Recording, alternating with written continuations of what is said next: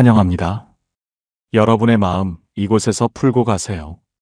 2026년 기초연금 기준이 또 바뀌었습니다. 그런데 여기서 많은 분들이 한 가지를 착각하고 계십니다. 만 65세만 되면 자동으로 들어온다고 생각하시는 분들이 정말 많습니다. 그런데 여기서 문제가 생깁니다. 기초연금은 자동으로 지급되지 않고 본인이 직접 신청해야만 받을 수 있습니다. 신청하지 않으면 그야말로 아무것도 나오지 않습니다. 더 큰 문제는 신청 시기입니다. 생일이 지나고 나서 뒤늦게 신청하시는 분들이 계시는데 그렇게 되면 이미 지나간 달은 소급해서 받을 수 없습니다. 한 달이면 34만 원 돈이고 1년이면 400만 원이 넘습니다. 실제로 이런 일이 전국에서 매년 수천 건씩 발생하고 있습니다. 받을 수 있는데 몰라서 못 받는 분들이 이렇게 많습니다. 그래서 그냥 넘기면 안 됩니다. 그렇기 때문에 끝까지 보셔야 합니다. 오늘 이 영상에서는 언제 신청해야 한 푼도 손해보지 않는지, 어떤 서류를 챙겨야 탈락하지 않는지, 그리고 많은 분들이 착각하고 계신 부분까지 전부 짚어드리겠습니다. 이 부분을 놓치면 큰 손해로 이어질 수 있습니다. 중간에 끊으시면 정작 중요한 타이밍과 함정을 못 보고 지나가실 수 있습니다. 그래서 이 내용은 끝까지 보셔야 합니다. 구독과 좋아요 눌러주세요. 앞으로도 꼭 도움이 되는 좋은 컨텐츠로 보답하겠습니다. 혹시 기초연금에 대해 잘 아시는 분은 댓글로 1번을, 잘 모르겠다 하시는 분은 2번으로 댓글 남겨주세요. 여러분의 의견을 다음 영상에 반영하도록 하겠습니다. 기초연금에서 가장 큰 손해가 발생하는 지점이 하나 있습니다. 바로 신청 타이밍입니다. 많은 분들이 생일이 지나고 나서 신청하십니다. 예를 들어서 4월 15일이 생일이신 분이 5월에 신청하시는 경우가 정말 많습니다. 이렇게 되면 4월분 기초연금은 받을 수 없습니다. 기초연금은 신청한 달의 다음 달부터 지급됩니다. 그래서 4월에 신청하면 5월분부터 나오고 5월에 신청하면 6월분부터 나옵니다. 이미 지나간 달은 절대 소급해서 지급하지 않습니다. 그런데 여기서 많은 분들이 모르시는 사실이 하나 있습니다. 생일이 속한 달의 한 달 전부터 미리 신청할 수 있다는 점입니다. 4월 15일이 생일이라면 3월 1일부터 신청이 가능합니다. 3월에 신청하면 4월분부터 연금이 나오고 생일 당일부터 받을 수 있는 겁니다. 반대로 생각해 보겠습니다. 4월 15일 생일인데 5월 10일에 신청했다고 가정하겠습니다. 이 경우 4월분은 받을 수 없습니다. 6월분부터 지급됩니다. 두 달치 약 70만 원을 통째로 날리는 겁니다. 올해 기준으로 기초연금 최대 금액은 34만 2,510원입니다. 한 달 늦게 신청하면 이 금액을 받을 수 없습니다. 감액이 있더라도 적게는 10만 원대, 많게는 30만 원이 넘는 돈입니다. 그래서 이 타이밍이 가장 중요합니다. 생일 한 달 전, 그 달의 1일부터 신청할 수 있다는 것을 꼭 기억하셔야 합니다. 정리하면 이렇습니다. 생일이 속한 달 한 달 전부터 신청 가능합니다. 그 시점에 신청하면 생일 달부터 연금을 받을 수 있습니다. 하루라도 늦으면 그 달 연금은 날아갑니다. 그런데 여기서 끝이 아닙니다. 신청 시기만큼이나 중요한 기준 숫자들이 있습니다. 이 숫자를 모르면 내가 받을 수 있는지 없는지조차 판단할 수 없습니다. 그래서 다음 이야기를 꼭 보셔야 합니다. 이제 가장 중요한 숫자들을 정리하겠습니다. 먼저 선정 기준액입니다. 올해 기준으로 단독 가구는 월 228만 원입니다. 이게 무슨 뜻이냐면 소득 인정액이 이 금액 이하면 기초연금을 받을 수 있다는 겁니다. 부부 가구는 다릅니다. 월 364만 8천 원입니다. 단독 가구의 1.6배입니다. 부부 두 분이 함께 계시면 이 기준으로 판정합니다. 여기서 중요한 점이 있습니다. 소득인 정액이라는 개념입니다. 이건 단순히 월급만 보는 게 아닙니다. 소득과 재산을 합쳐서 계산한 금액입니다. 월급이 적어도 재산이 많으면 소득인 정액이 높아질 수 있습니다. 그 다음은 기준연금액입니다. 올해 기준으로 월 34만 2,510원입니다. 이게 받을 수 있는 최대 금액입니다. 단독가구 기준입니다. 그런데 이 금액을 다 받는 분들도 있고 일부만 받는 분들도 계십니다. 왜 그런지 설명드리겠습니다. 먼저 부부가구입니다. 부부 두 분이 모두 기초연금을 받으시면 각각 20%씩 감액됩니다. 34만 2,510원에서 20%를 빼면 27만 4,008원입니다. 두 분이 받으시면 각자 이 금액씩 받습니다. 왜 감액하냐면 부부는 생활비가 혼자 사는 것보다 적게 든다는 판단 때문입니다. 정부에서 정한 기준입니다. 그 다음은 국민연금과의 관계입니다. 국민연금을 받고 계신 분들 중에서 일정 금액 이상 받으시면 기초연금이 감액됩니다. 그 기준이 월 51만 3,760원입니다. 국민연금을 이 금액보다 많이 받으시면 기초연금이 줄어듭니다.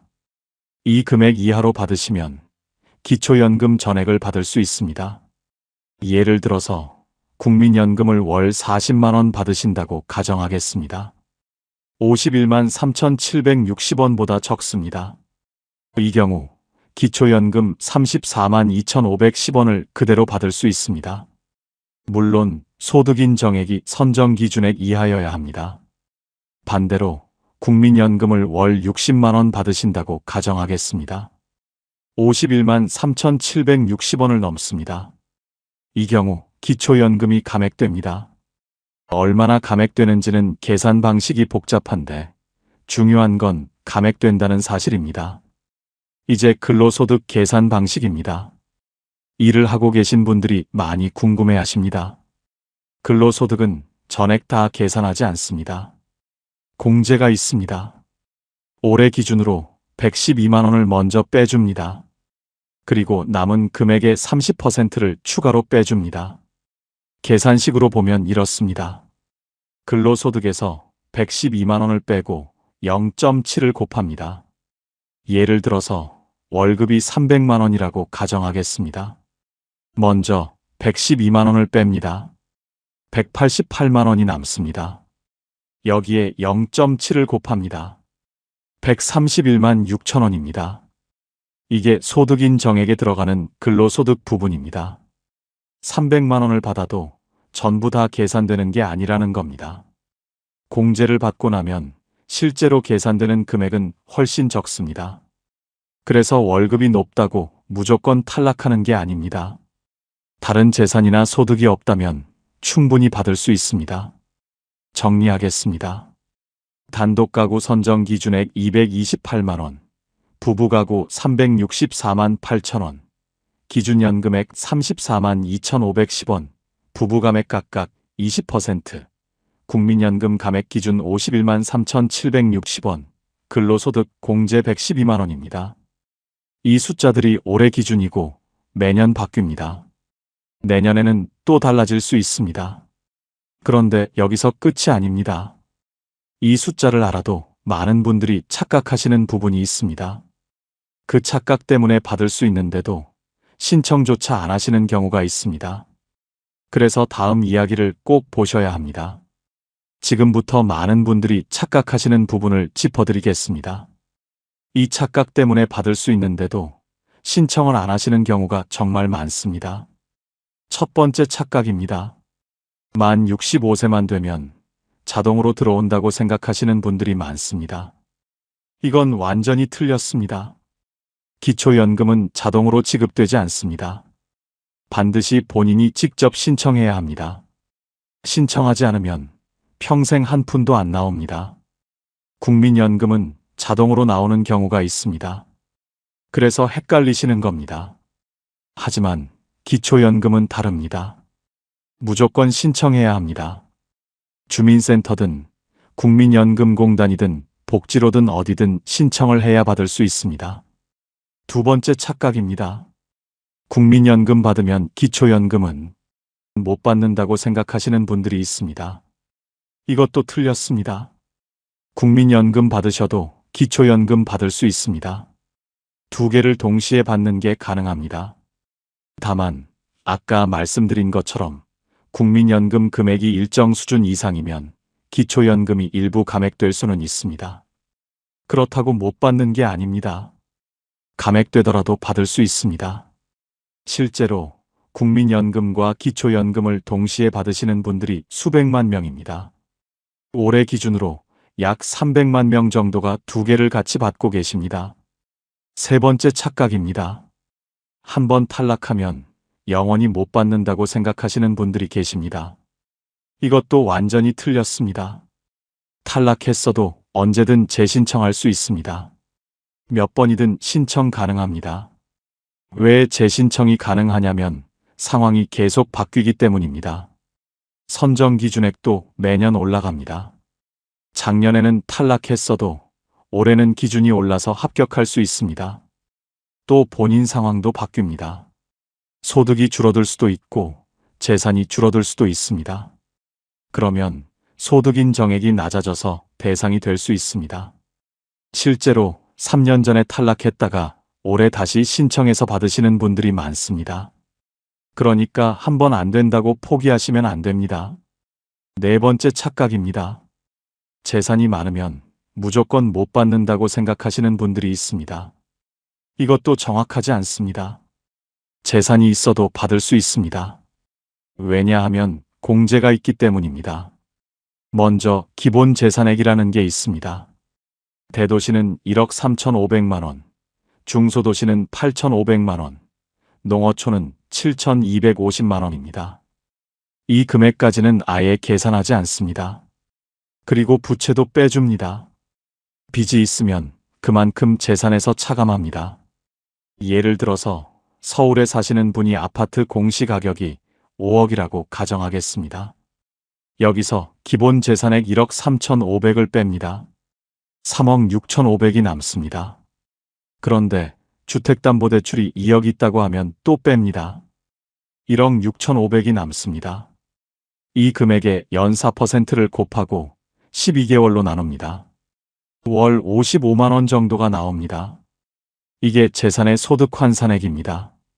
다른 소득이 없다면 이분은 충분히 기초연금을 받을 수 있습니다. 단독가구 선정 기준액이 228만 원이니까요. 그래서 아파트 있다고 무조건 못 받는 게 아닙니다. 공시가격 기준이고 부채 빼고 기본 재산액 빼고 계산합니다. 다섯 번째 착각입니다. 자녀 소득이 많으면 못 받는다고 생각하시는 분들이 있습니다. 이것도 틀렸습니다. 자녀 소득은 아예 보지 않습니다. 기초연금은 본인과 배우자의 소득, 재산만 조사합니다. 자녀가 대기업 다니든 의사든 변호사든 상관없습니다. 자녀 소득은 기초연금 심사에 영향을 주지 않습니다. 다만 한 가지 예외가 있습니다. 자녀명의 집에 무료로 사시는 경우입니다. 그것도 시가표준액 6억 원 이상인 경우에만 해당됩니다. 이 경우에는 무료 임차 소득이라는 게 계산됩니다. 하지만 그것 말고는 자녀 소득이나 재산은 전혀 보지 않습니다. 여섯 번째 착각입니다. 부부가 함께 신청하면 2배 받는다고 생각하시는 분들이 있습니다. 이것도 틀렸습니다. 부부가 함께 받으시면 각각 20%씩 감액됩니다. 기준 연금액이 34만 2,510원인데 20% 감액되면 27만 4,008원입니다. 두 분이 받으시면 각자 이 금액씩 받습니다. 합치면 54만 8,016원입니다. 만약 감액이 없었다면 두 분이 68만 5,020원을 받으셨을 겁니다. 그런데 실제로는 54만 8,016원을 받으십니다. 약 13만 7천원 정도 차이가 납니다. 왜 감액하냐면 부부는 생활비가 혼자 사는 것보다 적게 든다는 정부 판단입니다. 그래서 각자 100%씩 주는 게 아니라 80%씩 줍니다. 정리하겠습니다. 자동 지급 안 됩니다. 국민연금과 중복 가능합니다. 재신청 가능합니다. 재산 있어도 공제 후 계산됩니다. 자녀 소득 안 봅니다. 부부는 각각 20% 감액됩니다. 이 6가지를 꼭 기억하셔야 합니다. 이 착각 때문에 신청조차 안 하시는 분들이 정말 많습니다. 그러나 이 기준 하나 때문에 결과가 달라집니다. 착각을 풀었다고 해도 실수로 서류를 잘못 내거나 타이밍을 놓치면 탈락할 수 있습니다. 그래서 다음 이야기를 꼭 보셔야 합니다. 이제부터는 실제로 많이 발생하는 실수 사례들을 보여드리겠습니다. 이런 실수 때문에 받을 수 있는데도 탈락하시는 분들이 많습니다.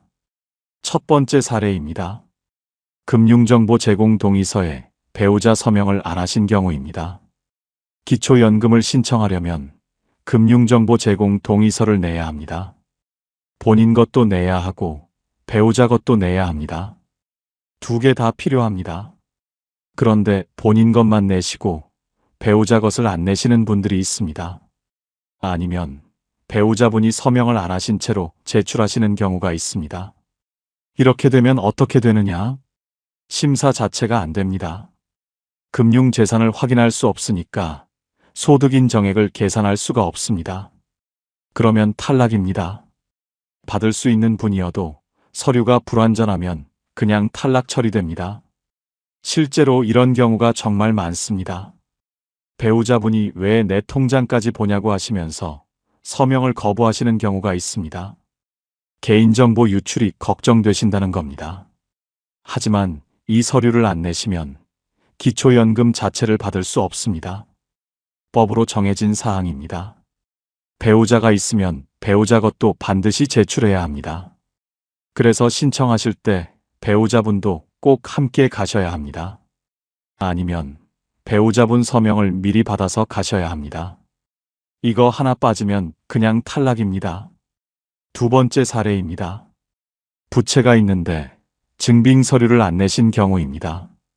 주택담보대출이나 전세보증금 대출 같은 빚이 있으면 재산에서 빼줍니다. 이게 굉장히 중요합니다. 빚을 빼면 소득인 정액이 낮아지니까요. 그런데 빚이 있다고 말만 하시면 안 됩니다. 증빙 서류를 내야 합니다. 은행에서 발급받은 대출잔액 증명서 같은 걸 제출해야 합니다. 서류 없이 그냥 저 빚 2억 있어요 라고 말씀만 하시면 인정 안 됩니다. 증빙이 없으니까 빚이 없는 것으로 계산됩니다. 예를 들어서 아파트 공시가격이 4억이고 대출이 2억 있다고 가정하겠습니다. 증빙 서류를 내면 2억을 빼줍니다. 실제 재산은 2억으로 계산됩니다. 그런데 증빙 서류를 안 내면 4억 전체로 계산됩니다. 소득인 정액이 확 올라갑니다. 선정 기준액을 넘어버릴 수 있습니다. 받을 수 있는 분인데 서류 하나 안 냈다고 탈락하는 겁니다. 억울하지만 규정이 그렇습니다. 그래서 빚이 있으시면 반드시 증빙 서류를 챙기셔야 합니다. 은행 가서 대출잔액 증명서 발급받아서 함께 제출하셔야 합니다. 3번째 사례입니다. 의료비를 많이 쓰셨는데 영수증이 없는 경우입니다. 올해부터 의료비 공제가 확대되었습니다. 본인이나 배우자뿐 아니라 비동거 자녀나 부모님 의료비도 공제됩니다. 예를 들어서 따로 사시는 아들 병원비를 부모님이 내셨다고 가정하겠습니다. 이것도 공제 대상입니다.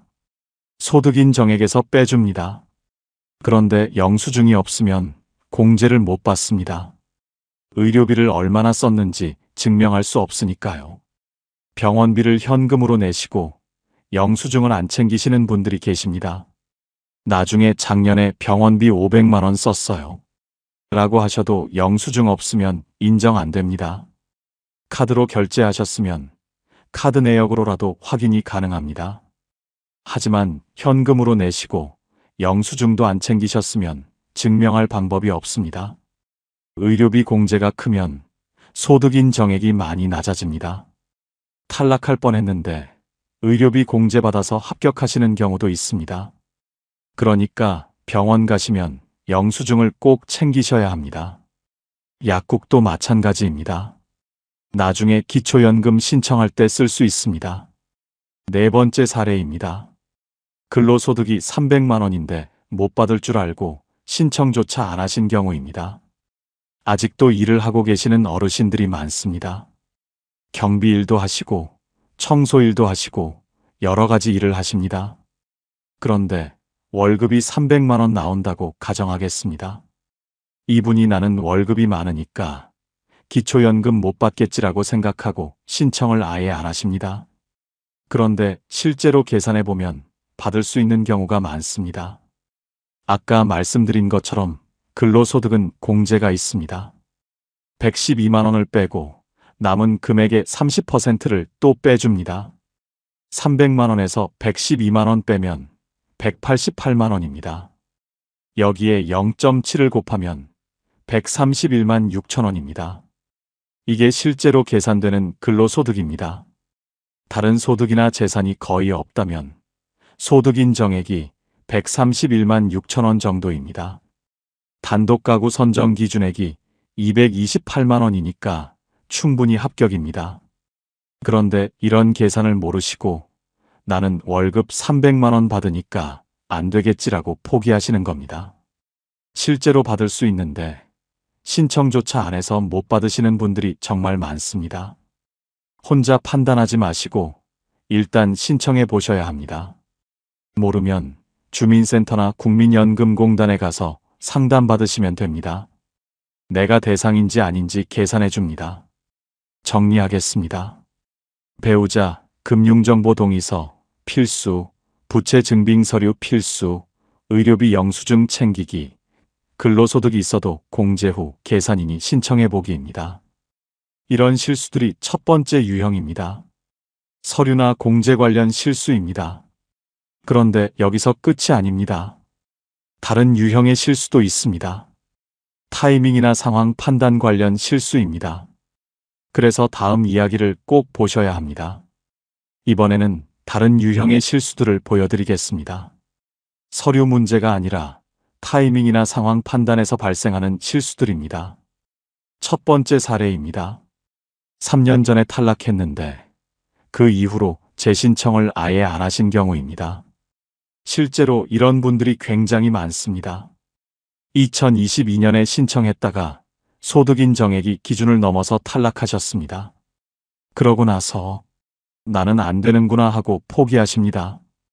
그런데 매년 선정 기준액이 올라갑니다. 2022년에는 단독 가구 기준이 180만 원이었습니다. 2023년에는 202만 원으로 올랐습니다. 2024년에는 213만 원이었습니다. 2025년에는 228만 원입니다. 3년 사이에 48만 원이나 올랐습니다. 2022년에 소득 인정액이 190만 원이어서 탈락하신 분이 계시다고 가정하겠습니다. 이분은 지금 신청하시면 합격입니다. 본인 소득 인정액은 그대로인데 기준이 228만 원으로 올랐으니까요. 충분히 받을 수 있습니다. 그런데 이분이 3년 전에 탈락했다고 재신청을 안 하고 계십니다. 그 사이에 기초연금을 한 달에 30만 원씩 받을 수 있었는데 다 놓치신 겁니다. 3년이면 36개월입니다. 한 달에 30만 원씩 계산하면 1,080만 원입니다. 1,000만 원이 넘는 돈을 그냥 날리신 겁니다. 게다가 본인 소득이나 재산도 바뀔 수 있습니다. 3년 전보다 소득이 줄어들었을 수도 있습니다. 재산을 처분하셨을 수도 있습니다. 그러면 소득 인정액이 낮아집니다. 기준도 올라가고 본인 소득 인정액도 낮아지면 확실히 합격입니다. 그래서 한번 탈락했다고 포기하시면 절대 안 됩니다. 매년 다시 신청해 보셔야 합니다. 특히 1월에 새 기준이 발표되면 그때 재신청하셔야 합니다. 두 번째 사례입니다. 단독 가구인데 자녀명의 집에 무료로 거주하시는 경우입니다. 혼자 사시는 어머니가 계십니다. 아들이 집을 사들였습니다. 집은 아들 명의입니다. 어머니는 그 집에 무료로 사십니다. 집 시가 표준액이 6억 원이라고 가정하겠습니다. 이 경우 무료 임차 소득이라는 게 계산됩니다. 6억 원에 연 0.78%를 곱합니다. 468만 원입니다. 이걸 12개월로 나누면 월 39만 원입니다. 이게 소득인 정액에 들어갑니다. 다른 소득이나 재산이 전혀 없다고 해도 소득인 정액이 39만 원입니다. 여기에 국민연금이나 다른 소득이 조금만 있어도 선정 기준액을 넘어버릴 수 있습니다. 그런데 이걸 모르시고 나는 재산도 없고 소득도 없으니까 당연히 받겠지 하고 신청하십니다. 탈락 통지를 받고 깜짝 놀라십니다.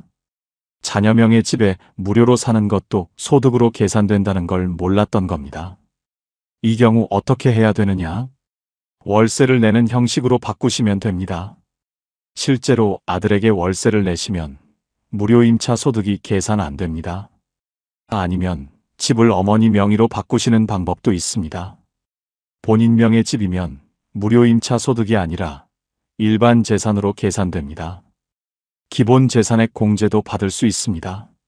하지만 이런 걸 모르시고 그냥 신청했다가 탈락하시는 겁니다. 세 번째 사례입니다. 국민연금을 52만 원 받는데 기초연금을 34만 원 전액 받을 줄 알고 신청하신 경우입니다. 국민연금을 받고 계신 분이 기초연금을 신청하십니다. 기준연금액이 34만 2,510원이니까 이 금액을 받을 줄 알고 계십니다. 그런데 실제로 받아보니까 20만 원대입니다. 왜 이렇게 적게 나오냐고 항의하십니다. 국민연금 금액을 확인해 보니까 월 52만 원입니다. 감액 기준인 51만 3,760원을 넘습니다. 그래서 기초연금이 감액된 겁니다. 이런 감액 규정을 모르시고 신청하셨다가 예상보다 적게 받으시고 실망하시는 겁니다. 물론 감액되더라도 받는 게 안 받는 것보다 낫습니다. 20만 원이라도 받으시는 게 좋습니다. 하지만 미리 알고 계셨으면 실망하지 않으셨을 겁니다. 그리고 다른 선택지도 고민해 볼 수 있었을 겁니다. 예를 들어서 국민연금을 조금 늦춰서 받으면 금액이 더 올라갑니다. 그러면 기초연금 감액폭이 커지긴 하지만 전체적으로 받는 총액은 더 많을 수도 있습니다.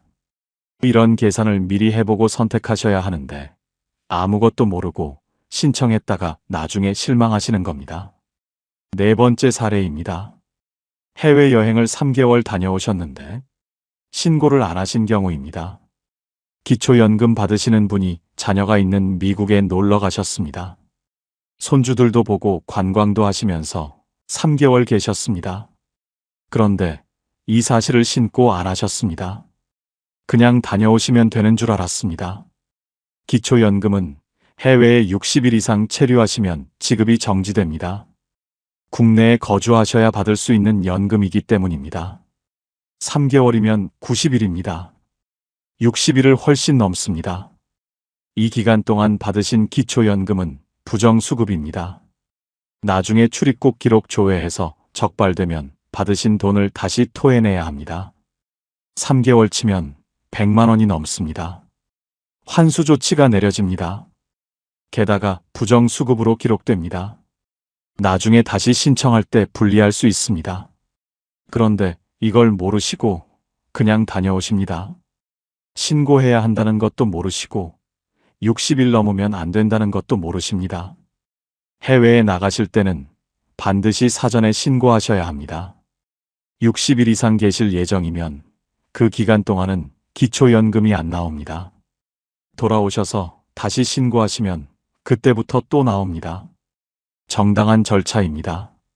하지만 신고 안 하고 다녀오시면 나중에 문제가 됩니다. 정리하겠습니다.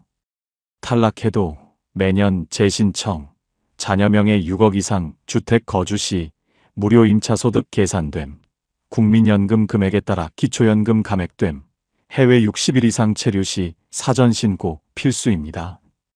이런 실수들이 두 번째 유형입니다. 상황 판단이나 신고, 의무와 관련된 실수입니다.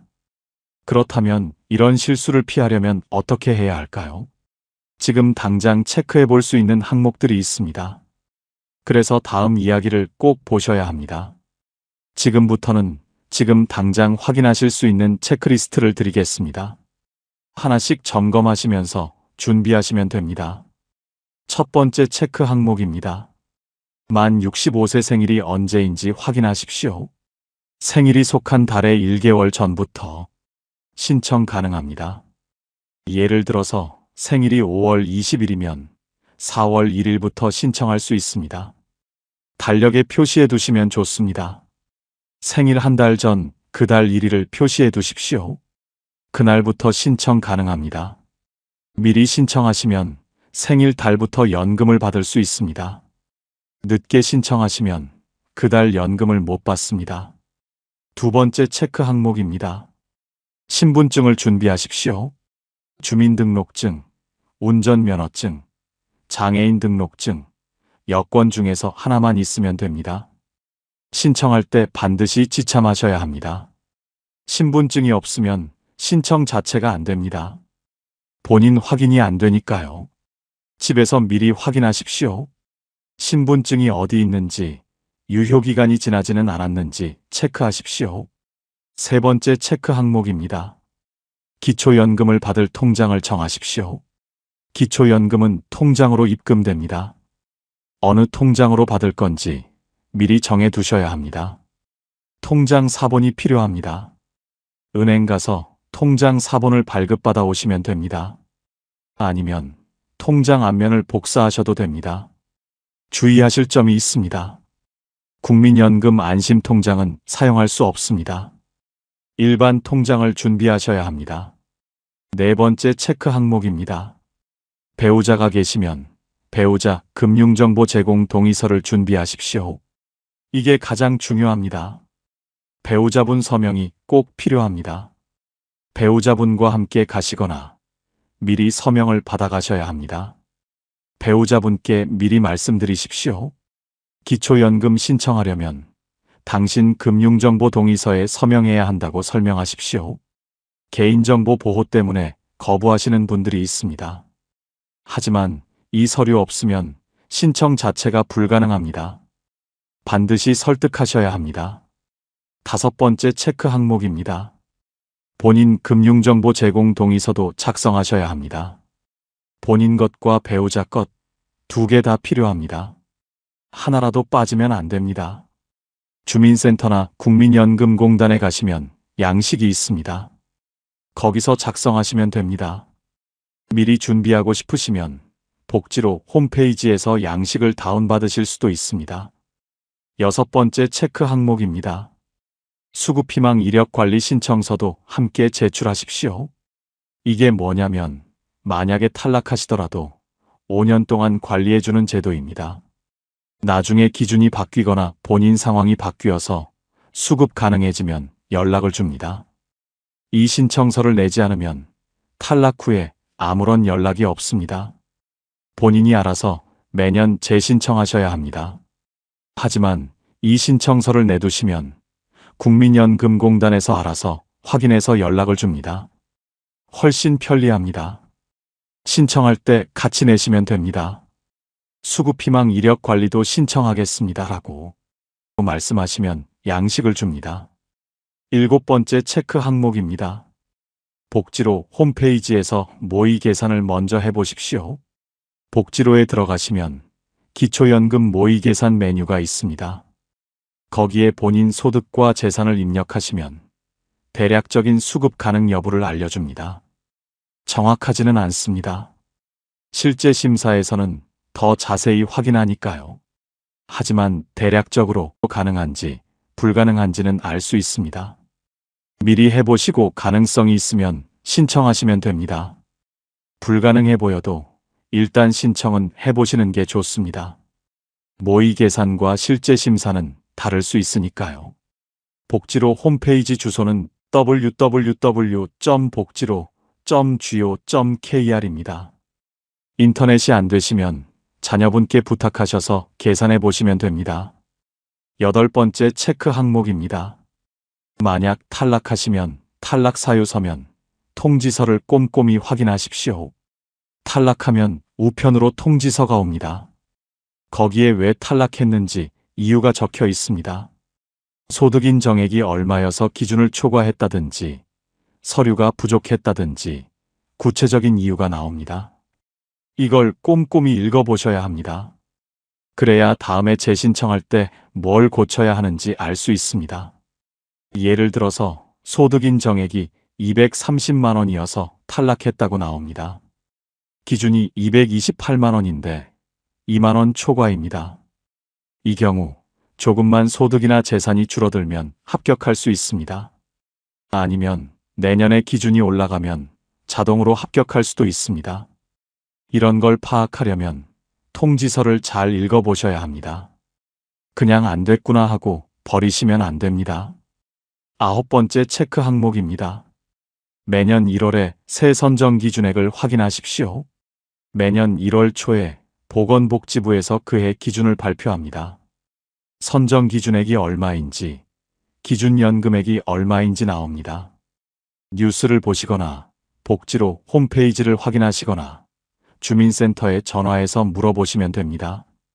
작년에 탈락하셨어도 올해 기준이 올랐으면 재신청해 보셔야 합니다. 특히 아슬아슬하게 탈락하신 분들은 꼭 다시 신청하십시오. 1월에 기준 확인하시고 바로 그 달에 재신청하시면 됩니다. 2월분부터 연금이 나옵니다. 정리하겠습니다. 생일 한 달 전 확인, 신분증 준비, 통장 사본 준비, 배우자 금융정보동의 준비, 본인 금융정보동의 준비, 수급희망 이력관리 신청서 제출, 복지로 모의 계산, 탈락 사유 확인, 매년 1월 기준 확인입니다. 이 9가지를 체크하시면 실수 없이 신청하실 수 있습니다. 그런데 여기서 끝이 아닙니다. 기초연금만 받으시면 되는 게 아닙니다. 기초연금과 함께 확인해야 할 다른 제도들이 있습니다. 같이 받을 수 있는 것들이 있습니다. 그래서 다음 이야기를 꼭 보셔야 합니다. 기초연금을 신청하실 때 함께 확인하셔야 할 제도들이 있습니다. 기초연금만 받으시면 되는 게 아닙니다. 다른 제도들도 같이 챙기셔야 합니다. 첫 번째로 확인하실 것은 국민연금 수급 신청입니다. 기초연금과 국민연금은 완전히 다른 제도입니다. 기초연금은 소득 재산 기준으로 받는 것이고 국민연금은 젊을 때 보험료를 냈으면 받는 겁니다. 국민연금을 10년 이상 납부하셨으면 받을 수 있습니다. 수급 개시 연령이 되면 신청하셔야 합니다. 1960년생 이후는 만 65세부터 받을 수 있습니다. 그 이전 세대는 61세부터 64세 사이에 받을 수 있는데 출생 연도에 따라 다릅니다. 국민연금도 자동으로 나오지 않습니다. 신청하셔야 합니다.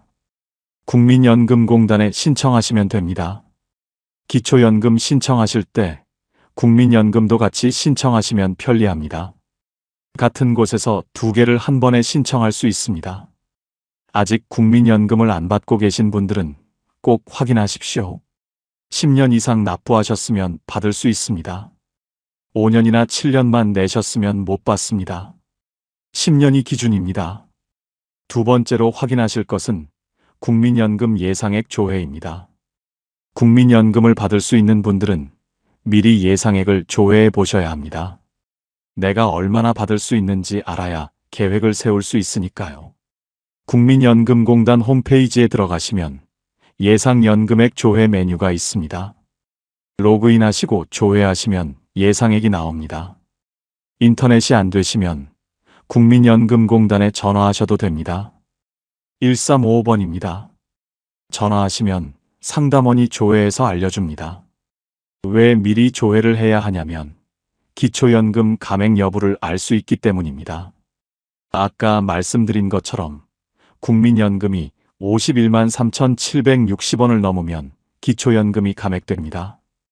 미리 알고 계셔야 예상 수령액을 계산할 수 있습니다. 예를 들어서 국민연금 예상액이 45만 원이라고 나왔습니다. 51만 3,760원보다 적습니다.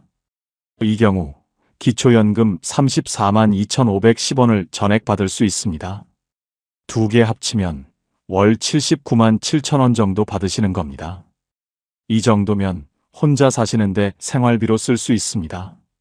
반대로 국민연금 예상액이 70만 원이라고 나왔습니다. 51만 3,760원을 넘습니다. 기초연금이 감액됩니다. 정확한 감액액은 계산이 복잡한데 대략 기초연금을 20만원대 정도 받으실 수 있습니다. 국민연금 70만원에 기초연금 20만원대 합쳐서 90만원대를 받으시는 겁니다. 이런 계산을 미리 해보시면 노후 계획을 세우실 수 있습니다. 세 번째로 확인하실 것은 기초생활수급자 신청입니다. 기초연금을 받으시는 분들 중에서 소득이 정말 낮으신 분들은 기초생활수급자도 될 수 있습니다. 기초생활수급자는 기초연금보다 기준이 더 까다롭습니다. 소득인 정액이 기준 중위소득의 일정 비율 이하여야 합니다. 생계급여는 중위소득 32% 이하, 의료급여는 40% 이하, 주거급여는 48% 이하, 교육급여는 50% 이하입니다. 2025년 기준으로 1인 가구 중위소득이 244만원 정도입니다. 생계급여는 이 금액의 32%인 78만원 이하면 받을 수 있습니다. 기초연금은 228만원 이하면 받을 수 있는데 기초생활수급자는 78만원 이하여야 합니다. 훨씬 기준이 낮습니다. 하지만 받으시면 생계급여로 매달 돈이 나오고 의료비도 지원받고 주거비도 지원받습니다. 기초연금보다 혜택이 훨씬 많습니다. 소득인 정액이 정말 낮으신 분들은 기초생활수급자 신청도 같이 해보시는 게 좋습니다. 주민센터에 가셔서 기초생활수급자 신청하고 싶다고 말씀하시면 됩니다. 상담해주고 가능 여부를 알려줍니다. 네 번째로 확인하실 것은 주거급여 신청입니다. 주거급여는 기초생활수급자 중에서도 주거 부분만 따로 지원하는 제도입니다. 중위소득 48% 이하면 받을 수 있습니다.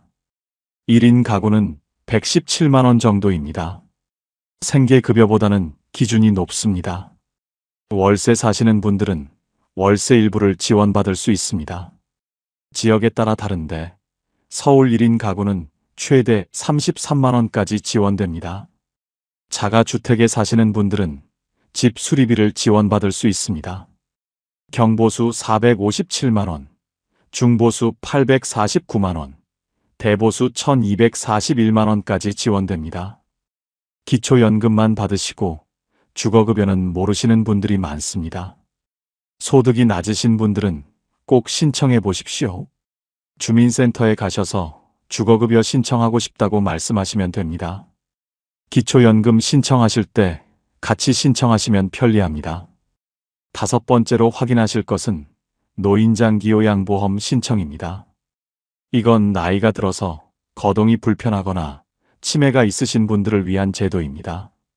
만 65세 이상이거나 65세 미만이어도 노인성 질병이 있으면 신청할 수 있습니다. 신청하시면 등급 판정을 받습니다. 1등급부터 5등급까지 있고 등급 외라고 해서 인지지원 등급도 있습니다. 등급을 받으시면 요양원에 들어가실 수도 있고 집에서 요양보호사 방문을 받으실 수도 있습니다. 비용은 본인 부담금 일부만 내시면 됩니다. 기초연금을 받으실 나이면 노인장기요양보험도 신청 대상입니다. 지금 당장 필요 없으시더라도 나중을 위해서 알아두시는 게 좋습니다. 거동이 불편하시거나 치매 증상이 있으시면 국민건강보험공단에 신청하시면 됩니다. 전화는 1577-1000번입니다. 정리하겠습니다. 기초연금 신청할 때 국민연금 수급 신청, 국민연금 예상액 조회, 기초생활수급자 신청, 주거급여 신청, 노인장기요양보험도 함께 확인하십시오. 이 5가지를 같이 챙기시면 받을 수 있는 혜택을 최대한 받으실 수 있습니다. 하나만 받으시지 말고 해당되는 건 다 신청하십시오. 지금까지 기초연금에 대해서 처음부터 끝까지 전부 말씀드렸습니다. 이제 마지막으로 오늘 내용을 정리하고 당장 하셔야 할 행동을 알려드리겠습니다. 첫 번째, 올해 단독가구 선정 기준액은 월 228만원입니다. 소득인 정액이 이 금액 이하면 받을 수 있습니다. 부부가구는 364만 8천 원입니다. 이 기준은 매년 1월에 바뀝니다. 두 번째, 자동으로 지급되지 않습니다. 반드시 신청하셔야 합니다. 생일이 속한 달 1개월 전부터 신청 가능합니다. 그 시점에 신청하셔야 생일 달부터 받을 수 있습니다. 세 번째, 한번 탈락해도 언제든 재신청 가능합니다. 기준도 매년 올라가고 본인 상황도 바뀝니다. 작년에 안 됐어도 올해는 될 수 있습니다. 그런데 여기서 중요한 게 있습니다. 지금 안 하면 손해가 발생합니다. 생일이 지나고 한 달 늦게 신청하시면 그 달 연금을 못 받습니다. 한 달이면 30만 원이 넘는 돈입니다. 두 달 늦으면 60만 원입니다. 1년 늦으면 400만 원이 넘습니다. 게다가 과거 소급 지급이 안 됩니다. 한 번 놓치면 그 달 연금은 영영 못 받습니다. 나중에 신청해도 이미 지나간 달은 안 나옵니다. 매년 기준이 올라가는데 재신청을 안 하시면 그 사이에 받을 수 있었던 연금을 다 놓칩니다. 3년 놓치면 1,000만 원이 넘는 돈입니다. 그래서 지금 당장 하셔야 할 행동이 있습니다. 만 65세가 다가오시는 분들은 달력에 표시하십시오. 생일 한 달 전 그 달 1일을 표시해 두시고 그날 주민센터나 국민연금공단에 가시면 됩니다. 지금 당장 복지로 홈페이지에 들어가서 모의 계산을 해보십시오. www.복지로.go.kr입니다. 본인 소득과 재산을 입력하시면 대략적인 가능 여부를 알 수 있습니다. 5분이면 됩니다. 과거에 탈락하신 분들은 1월에 새 기준을 확인하십시오. 올해 기준이 228만 원으로 올랐습니다. 작년에 안 됐어도 올해는 될 수 있습니다. 주민센터에 전화해서 기초연금 재신청하고 싶다고 말씀하시면 됩니다. 국민연금 받고 계신 분들은 국민연금 금액을 확인하십시오. 51만 3,760원 이하면 기초연금 전액 받을 수 있습니다. 그 이상이면 감액됩니다. 미리 알고 계셔야 예상 수령액을 계산할 수 있습니다. 마지막으로 하나 더 알려드리겠습니다. 다음에 비슷한 복지 제도를 보실 때 가장 먼저 확인하실 기준이 있습니다. 첫째, 자동으로 나오는지 신청해야 하는지 확인하십시오. 대부분의 복지 제도는 신청해야 합니다. 자동으로 나오는 게 거의 없습니다. 둘째, 신청 시기가 언제인지 확인하십시오. 기초연금처럼 미리 신청할 수 있는 것도 있고 정해진 기간에만 신청할 수 있는 것도 있습니다. 타이밍을 놓치면 손해입니다. 셋째, 한번 탈락해도 재신청 가능한지 확인하십시오.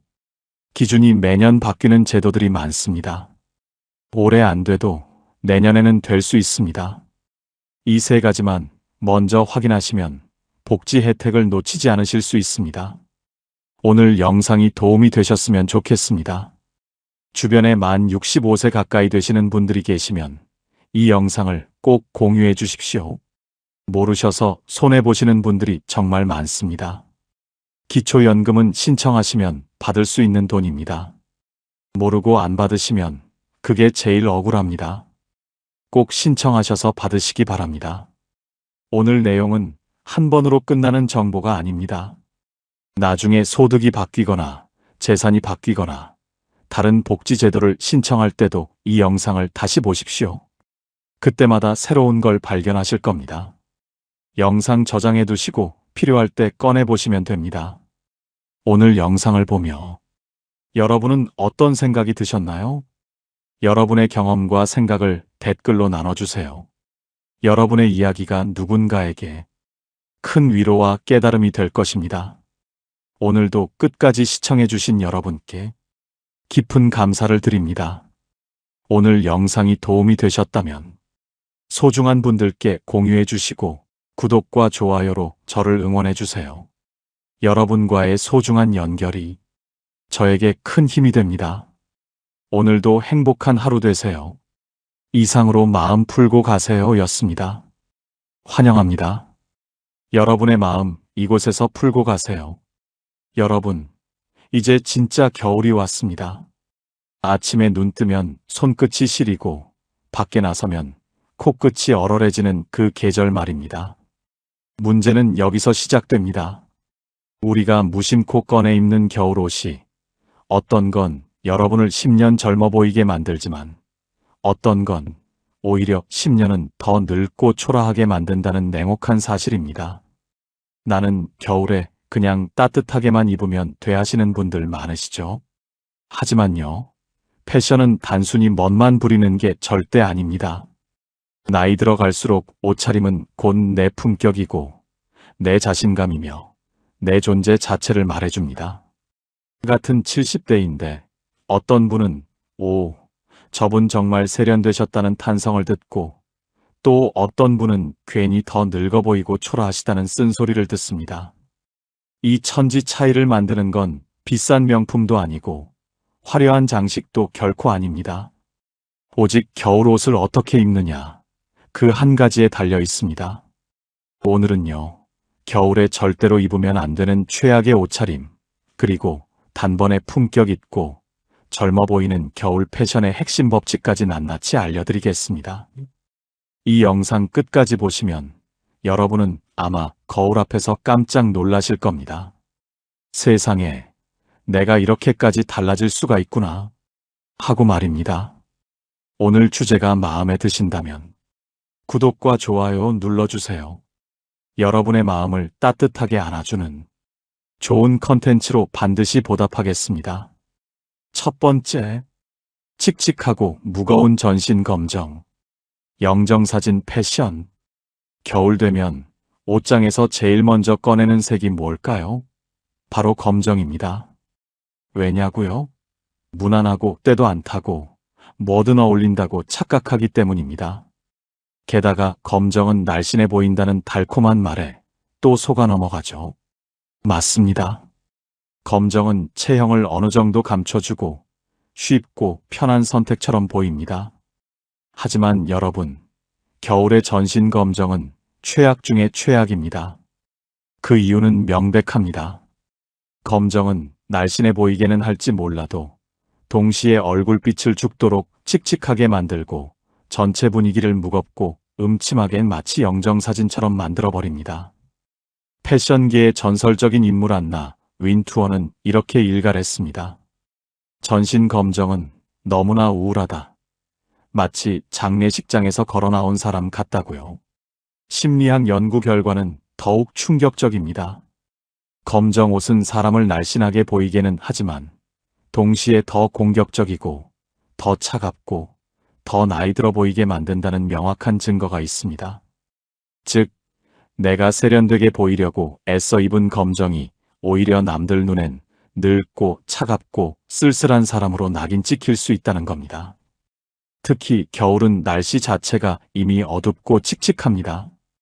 여기에 검정 옷까지 더하면 그야말로 어둠에 어둠을 더하는 격입니다.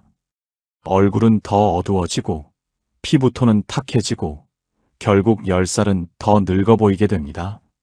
그렇다면 대안은 무엇일까요?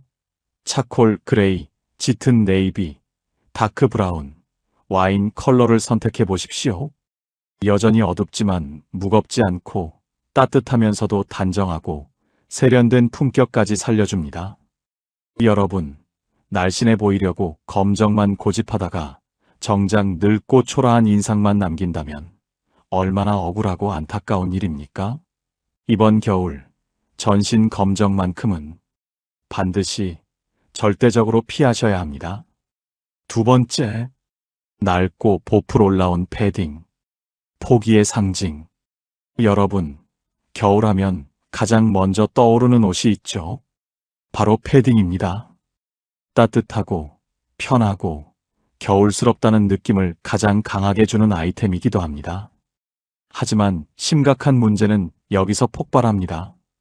몇 년째, 아니 10년째 입은 낡고 보풀 올라온 패딩을 그대로 꺼내 입는 순간, 그건 따뜻함이 아니라 완벽한 포기로 보입니다. 어깨가 축 처지고 깃털이 비어서 울퉁불퉁하고 보풀이 여기저기 뒤덮인 패딩. 입는 분은 익숙하고 편하실지 몰라도 보는 사람은 단번에 직감합니다. 아, 저분은 완전히 자신을 내려놓으셨구나. 체념하셨구나. 이게 왜 심각한 문제일까요?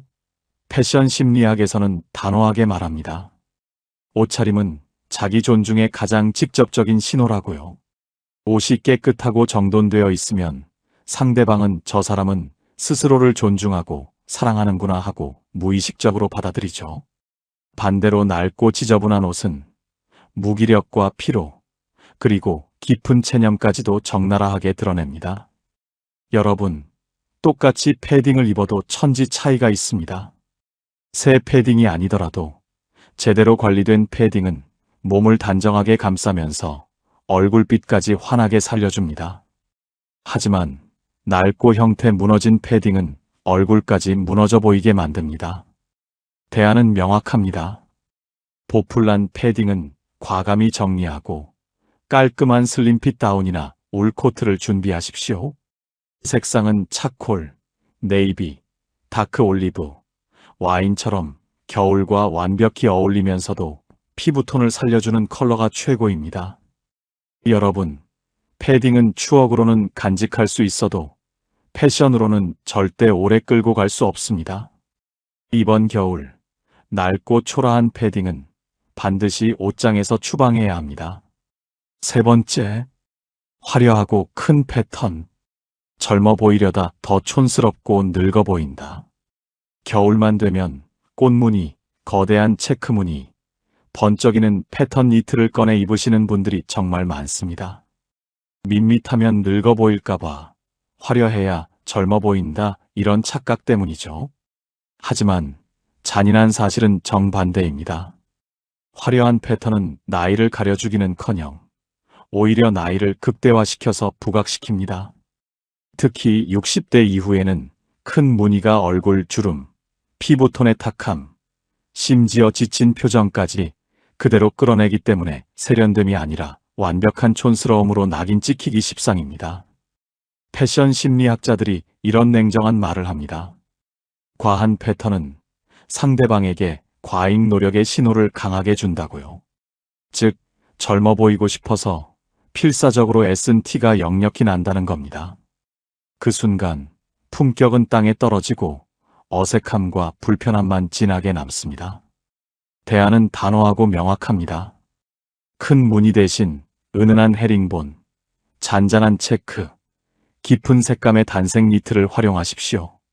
패턴이 화려하게 눈에 띄지 않아도 단정하고 고급스러운 인상을 확실히 줍니다. 특히 와인, 다크그린, 차콜, 네이비 같은 겨울색과 만나면 멋부린 티가 아니라 자연스럽고 품위 있는 세련됨으로 완벽하게 다가옵니다. 여러분, 젊어 보이려고 화려한 패턴에 의존하는 바로 그 순간, 그건 젊음이 아니라 나이 듦을 스스로 강조하는 치명적인 실수로 이어집니다. 이번 겨울, 큰 무늬 옷은 단호하게 내려놓으십시오. 네 번째, 청소년풍 아이템과 번쩍이는 패딩. 젊어 보이려다 오히려 처참하게 민망해진다. 겨울이면 시장이나 온라인 쇼핑몰에 꼭 보이는 옷들이 있습니다. 번쩍이는 메탈릭 패딩, 알록달록한 레터링 후드, 찢어진 청바지 같은 것들 말입니다. 이런 옷을 보면 나도 좀 젊어 보이자 하고 한 번쯤 솔깃할 수 있습니다. 하지만 여러분, 60대 이후에 이런 아이템을 입는 순간 젊어 보이는 게 아니라 오히려 처참하게 민망해지고 초라해집니다. 패션은 나이를 속여주는 마술 도구가 절대 아니라 나이를 품격 있게 보여주는 언어입니다. 청소년풍 옷을 억지로 걸치는 순간 세련됨은 흔적도 없이 사라지고 심한 어색함만 뼈아프게 남습니다. 심리학적으로도 치명적인 부분이 있습니다. 그 사람은 옷차림이 나이와 심각하게 조화를 이루지 않을 때 무의식적으로 저 사람, 자기 나이를 부정하고 있구나, 불안하구나라고 냉정하게 인식한다고 합니다. 즉, 젊음을 얻기보다 신뢰를 완전히 잃게 되는 것이죠. 그렇다면 현명한 대안은 뭘까요? 청바지를 입더라도 깔끔하고 단정한 스트레이트 핏 데님을 고르고 후드 대신 심플한 터틀넥이나 품격 있는 니트를 매치해 보십시오. 여기에 가볍게 걸치는 울 코트나 캐시미어 가디건 하나면 억지로 젊은 티가 아니라 자연스럽고 품격 있는 젊음을 완벽히 보여줄 수 있습니다. 여러분, 억지로 젊어 보이는 패션은 결국 나를 더 늙고 초라하게 만듭니다. 진짜 멋은 나이에 딱 맞는 단정함과 품위에서 빛납니다. 이번 겨울, 청소년풍 아이템만큼은 절대적으로 피하십시오. 5번째, 너무 큰 사이즈, 너무 꽉 끼는 옷. 핏이 인생의 전부를 결정한다. 여러분, 겨울 옷을 고를 때 제일 많이 하는 치명적인 실수가 뭔지 아십니까? 바로 사이즈입니다. 첫째, 너무 큰 옷. 편하니까, 체형을 감춰주니까, 그 안에 더 씹을 수도 있으니까 하면서 박스코트, 헐렁한 바지, 엄청 큰 패딩을 선택하시는 경우가 너무나 많습니다. 하지만 큰 옷은 오히려 몸을 왜소하고 초라하게 만들고 당당함 대신 완전히 옷에 묻힌 불쌍한 사람처럼 보이게 만듭니다. 특히 60대 이후에는 어깨선이 무너지면 그 자체로 심하게 나이 들어 보입니다. 둘째, 너무 꽉 끼는 옷.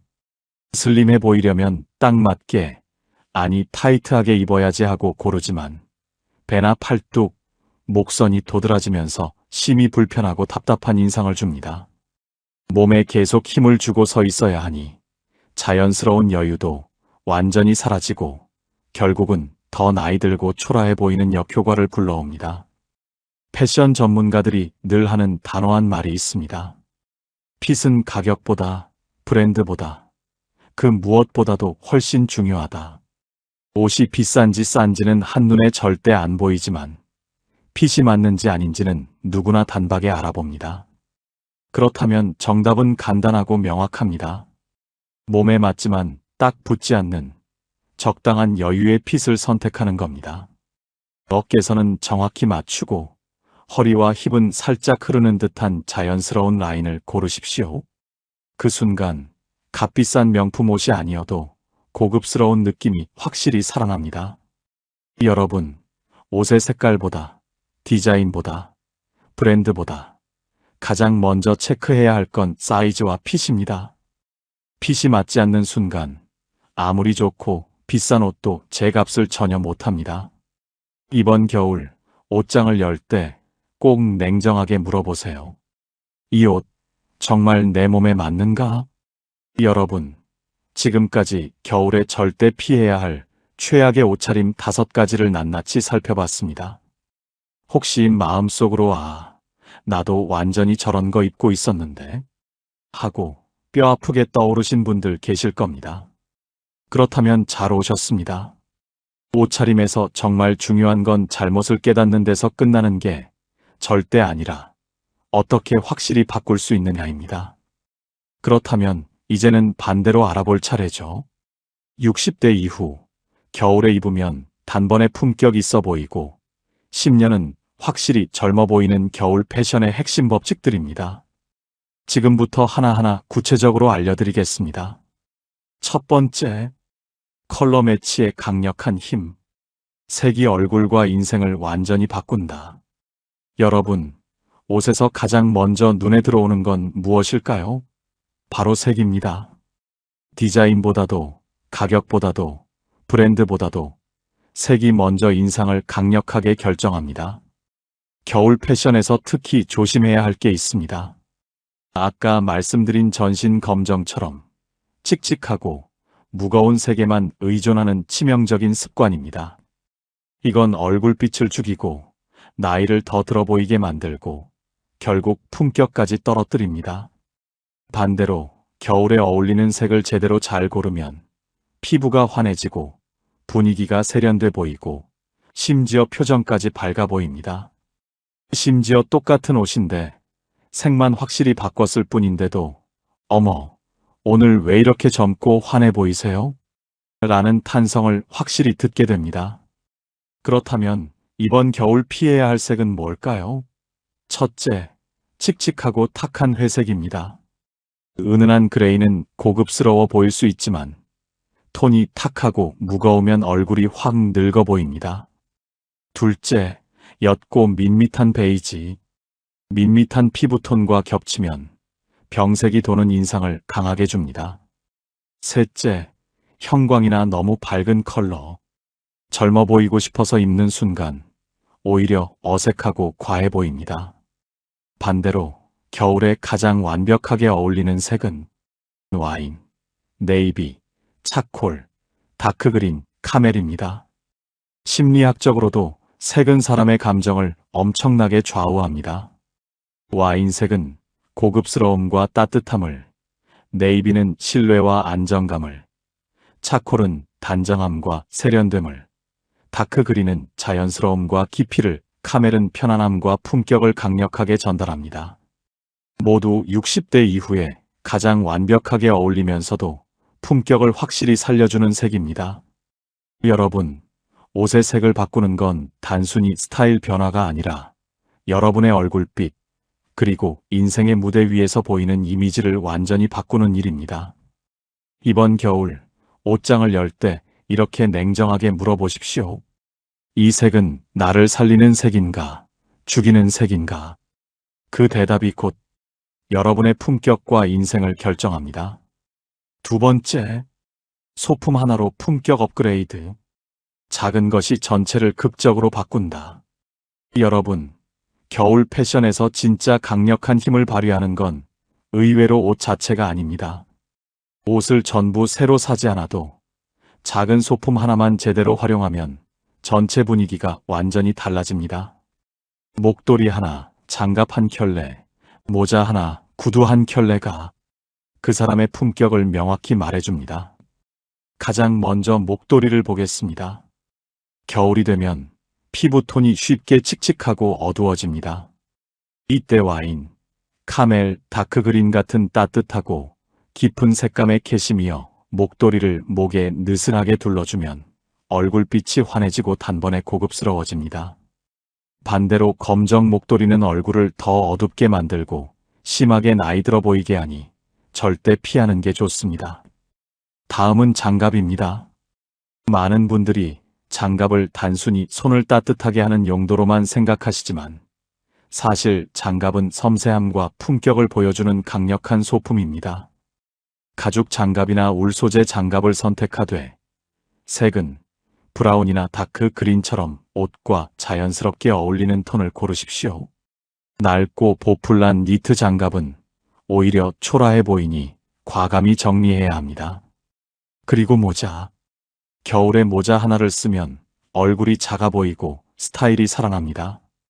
하지만 너무 캐주얼한 비니는 오히려 어리게 보이려는 억지스러움이 느껴질 수 있습니다. 대신 베레모나 클래식한 페도라 같은 모자를 선택하면 단정하면서도 세련된 인상을 확실히 줍니다. 색은 옷과 맞추기보다는 얼굴빛과 어울리는 톤을 고르는 게 핵심입니다. 구두도 절대 놓쳐서는 안 됩니다. 옷은 멀쩡한데 닳고 더러운 신발 하나 때문에 전체 인상이 완전히 무너지는 경우가 정말 많습니다. 사람들은 무의식적으로 발끝까지 시선을 내리기 때문이죠. 겨울에는 깔끔한 앵클 부츠, 로퍼, 가죽 구두 정도만 준비해도 충분합니다.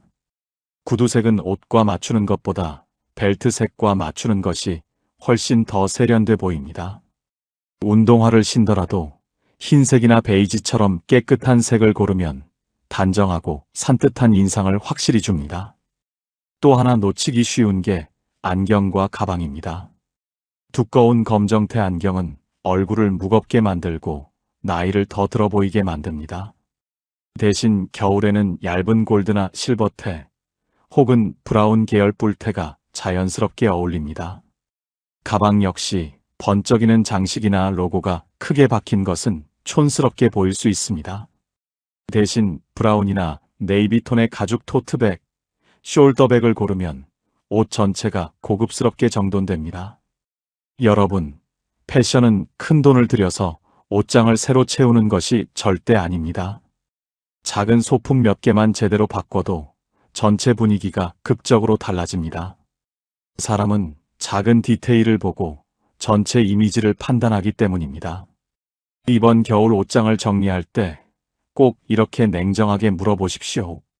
이 소품은 나를 품격 있게 보이게 하는가, 아니면 초라하고 싸구려로 보이게 하는가. 그 한 끗 차이가 결국 여러분의 이미지와 인생을 결정합니다. 세 번째, 아우터의 절대 법칙. 겨울의 품격은 코트에서 완성된다. 여러분, 겨울 패션에서 가장 극적인 차이를 만드는 건 바로 아우터입니다. 옷차림이 조금 단조롭더라도 겉에 어떤 코트를 걸치느냐에 따라 인상이 완전히 극적으로 달라집니다.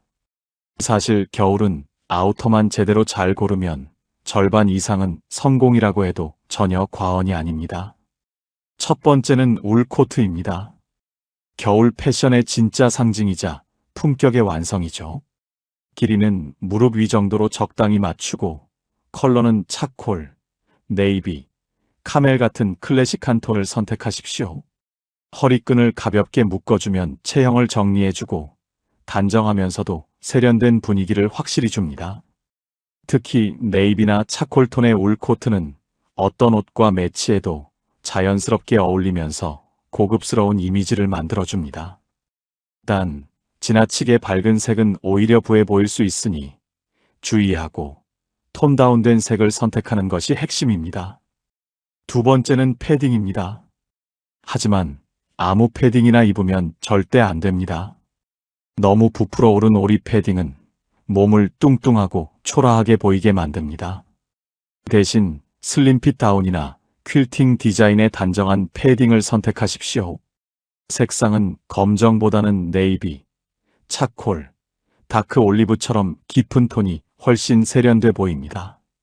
어깨선이 잘 맞고 길이가 적당한 패딩을 선택해야 깔끔하고 단정한 인상을 확실히 줄 수 있습니다.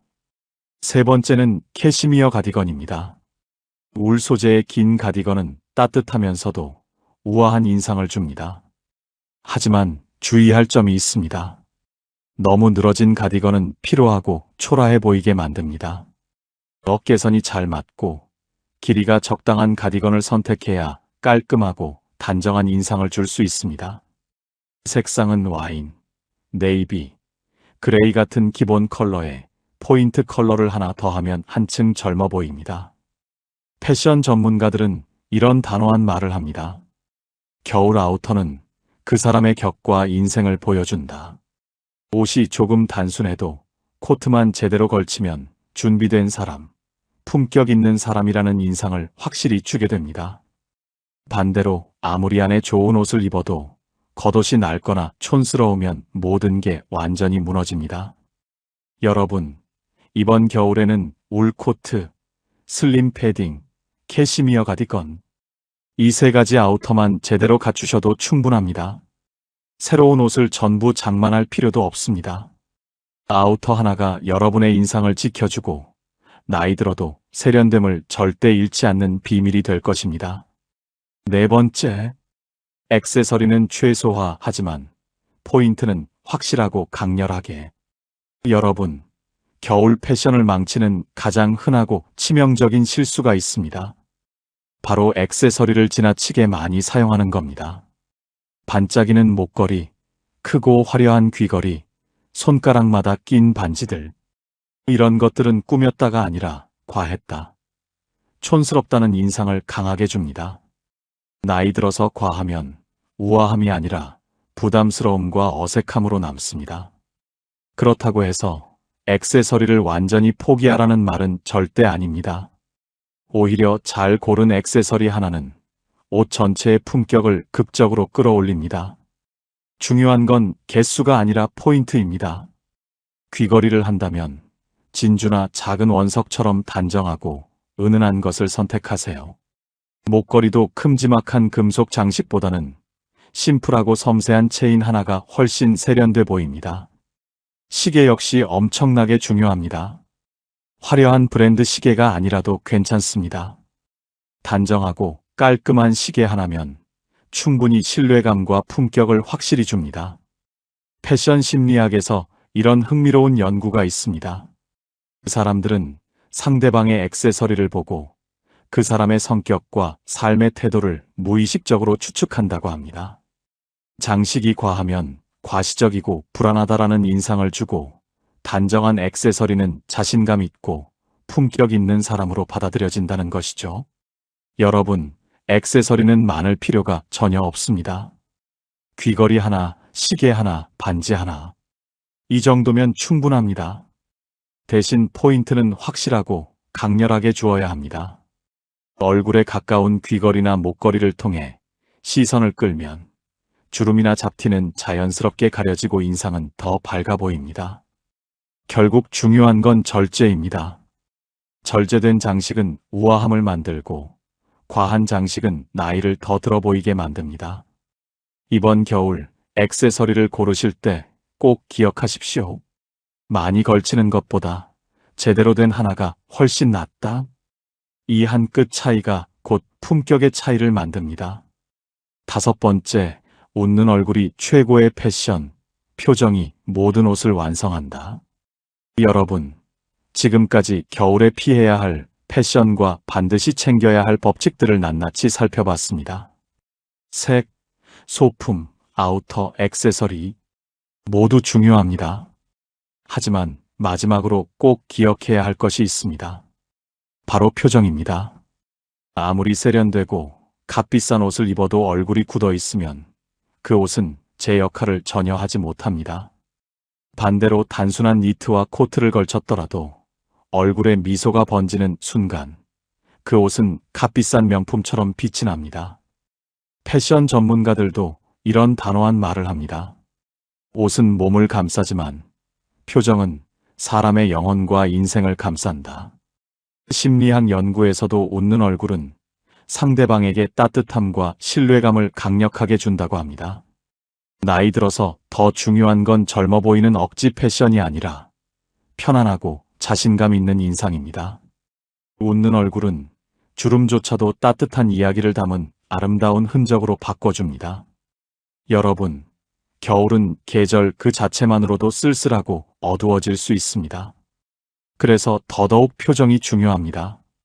옷차림으로 품격을 갖추되 마지막에 미소를 더하면 그 자체로 완성된 겨울 패션이 됩니다.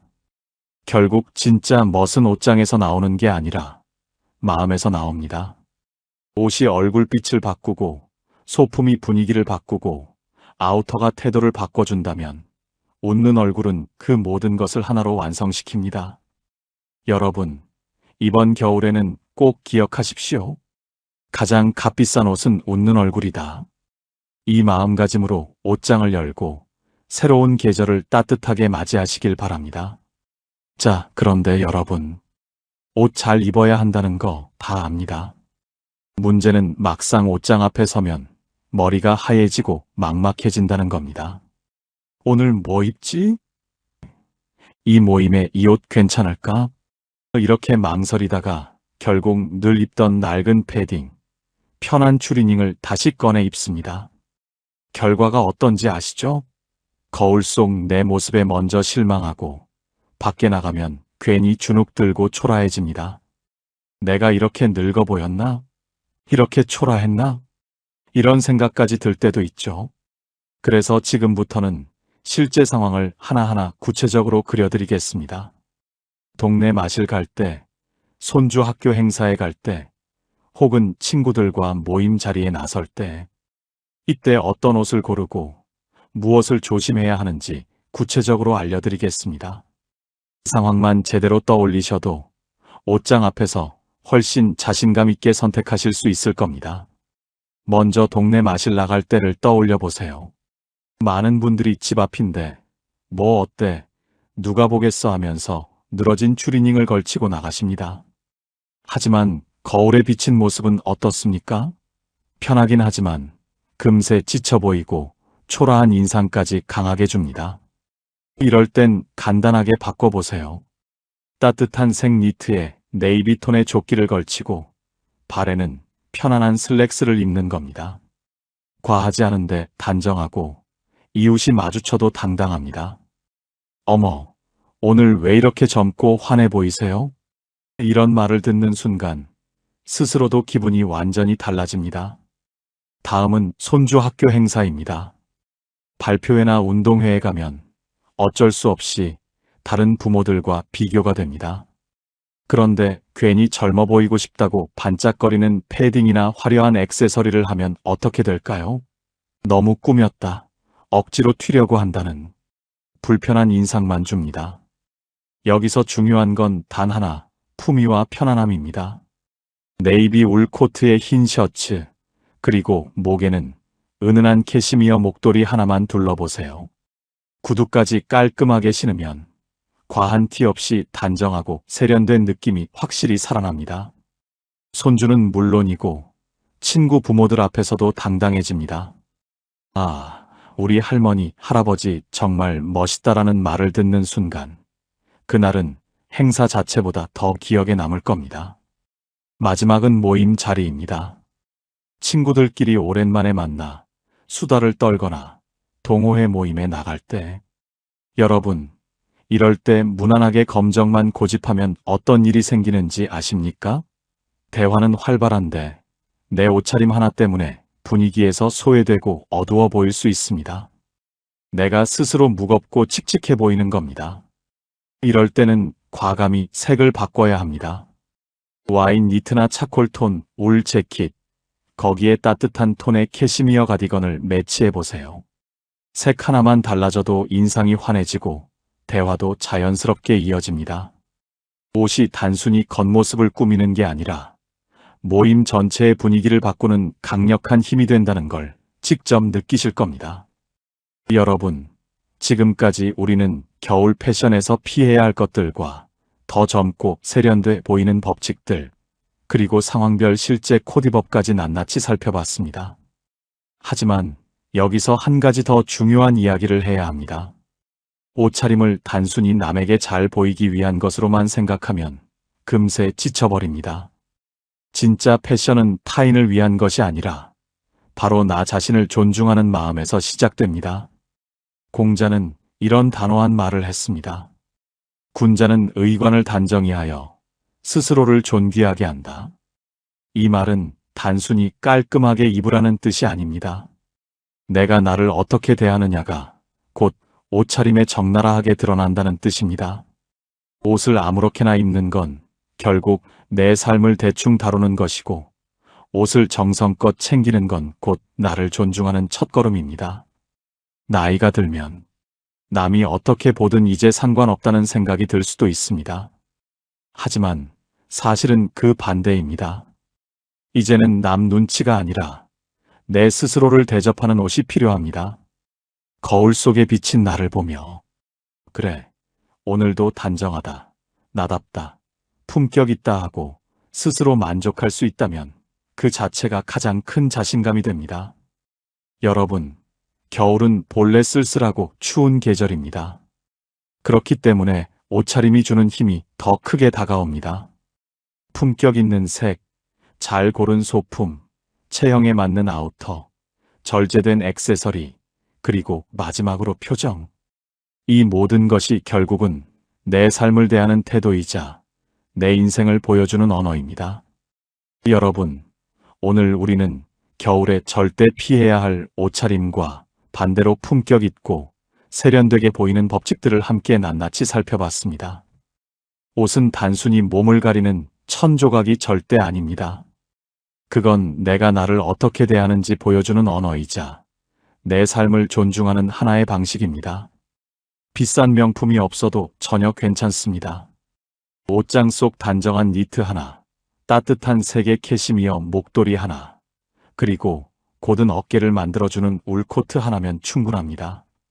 거기에 마지막으로 필요한 건 바로 여러분의 미소입니다. 가장 값비싼 옷은 웃는 얼굴입니다. 그 미소 하나가 여러분을 젊게, 품격 있게, 따뜻하게 빛나게 합니다. 이번 겨울, 여러분의 거울 앞에 서서 이렇게 스스로에게 말해보십시오. 나는 오늘 나를 존중하는 옷을 입었다. 그 순간, 옷차림은 단순한 패션을 넘어 여러분의 인생을 더 단단하고 아름답게 만들어줄 것입니다. 여러분, 멋진 겨울, 품격 있는 계절을 꼭 누리시길 진심으로 바랍니다. 여러분들만의 겨울 패션 노하우가 있으면 댓글로 경험을 나눠주시고 구독과 좋아요 눌러주세요. 다음에 또 도움되는 영상으로 찾아뵙겠습니다. 오늘도 함께 해주셔서 감사합니다. 마음 풀고 가세요 였습니다. 환영합니다. 여러분의 마음 이곳에서 풀고 가세요. 저는 올해 예순을 바라보는 평범한 주부입니다. 아니, 평범하다는 표현이 맞을까요? 어쩌면 저는 제 인생에서 단 한 번도 평범하게 살아본 적이 없는지도 모르겠습니다. 항상 누군가를 위해, 아니, 정확히 말하자면, 오직 제 딸 서연이를 위해서만 숨 쉬고 살아왔으니까요. 서연이는 제 외동딸입니다. 남편과 저는 결혼한 지 5년 만에 간신히, 정말 간신히 서연이를 얻었습니다. 당시 저는 35이었고, 주변에서는 고령 임신이라며 온갖 걱정을 쏟아냈습니다. 하지만 서연이가 태어나던 그날, 그 작고 보드라운 손으로 제 손가락을 꽉 쥐었을 때 저는 맹세했습니다. 이 아이를 위해서라면 제 목숨이라도 기꺼이 내놓을 수 있을 것 같았습니다. 그리고 정말로, 진짜로 그렇게 살았습니다. 서연이가 초등학교에 입학하던 날이 생생합니다. 다른 아이들은 엄마 손을 잡고 교문 앞에서 사진을 찍는데 서연이는 제 손을 거칠게 뿌리치며 혼자 들어가겠다고 소리쳤습니다. 저는 속으로 우리 딸 벌써 이렇게 의젓하고 대견해졌구나 생각하며 눈시울을 붉혔죠. 하지만 그날 오후 담임 선생님께 전화가 왔습니다. 서연이가 수업 시간에 계속 딴짓을 하고 선생님 말씀을 전혀 듣지 않는다는 것이었습니다. 저는 머리가 하얘지며 심장이 철렁 내려앉았습니다. 학교로 미친 듯이 달려갔습니다. 집에서는 그렇게 얌전하고 착한 아이였는데 도대체 학교에서는 왜 그럴까요? 선생님과 상담을 하고 돌아오는 길, 서연이는 제 손을 꼭 잡으며 작은 목소리로 말했습니다. 엄마, 미안해요. 다음부턴 잘할게요. 그 작은 목소리에, 그 떨리는 목소리에 제 가슴이 찢어질 듯 아팠습니다. 저는 서연이를 꼭 안아주며 뜨거운 눈물을 흘리며 다짐했습니다. 이 아이가 학교 생활을 완벽하게 해낼 수 있도록 내가 모든 것을 걸어야겠다.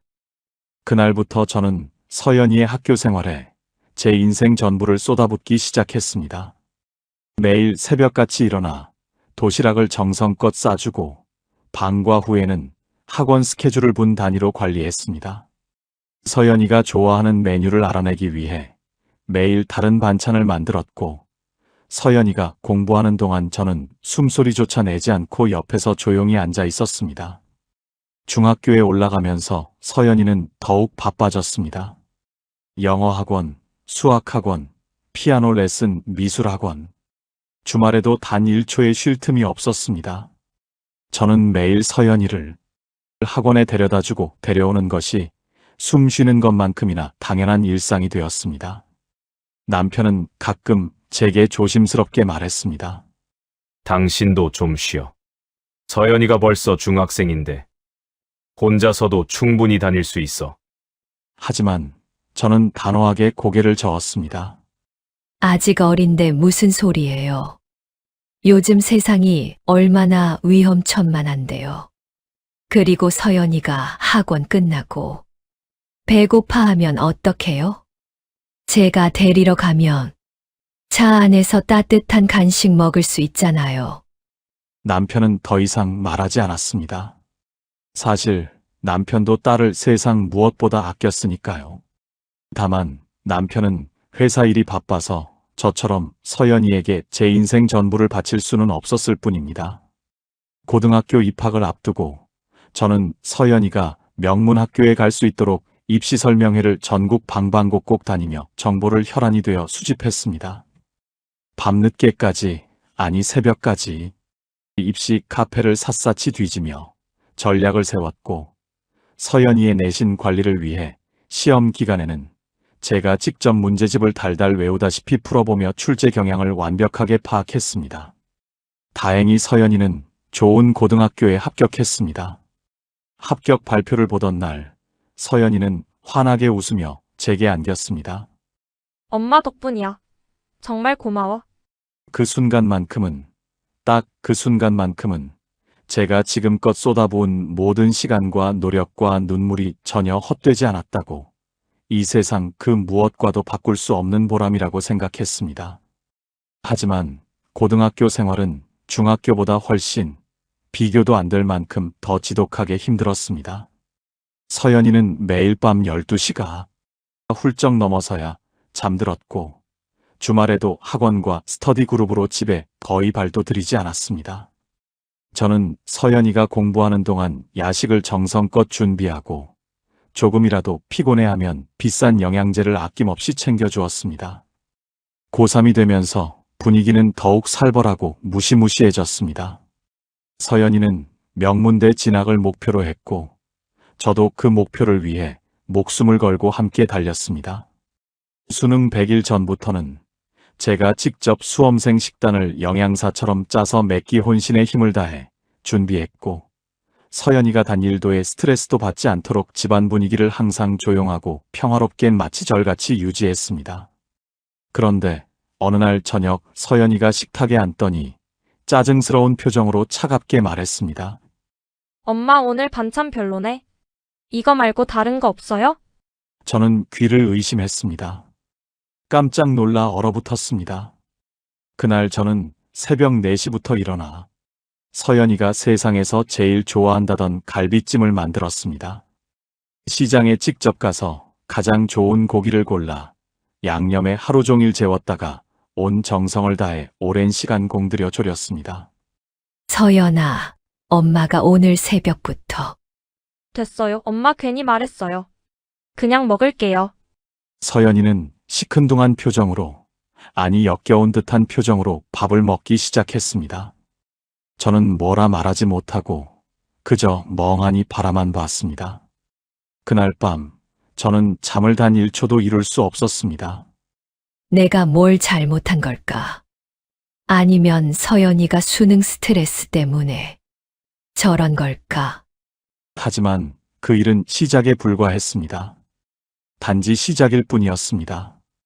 며칠 뒤 서연이가 학원에서 돌아와 현관문을 거칠게 벌컥 열며 날카롭게 소리쳤습니다. 엄마, 오늘 왜 30분이나 늦게 온 거예요? 친구들이 다 가버렸잖아요. 미안해, 서연아, 오늘 차가 심하게 막혔어. 그럼 일찍 출발하면 되잖아요. 엄마는 집에서 대체 뭐 하는데?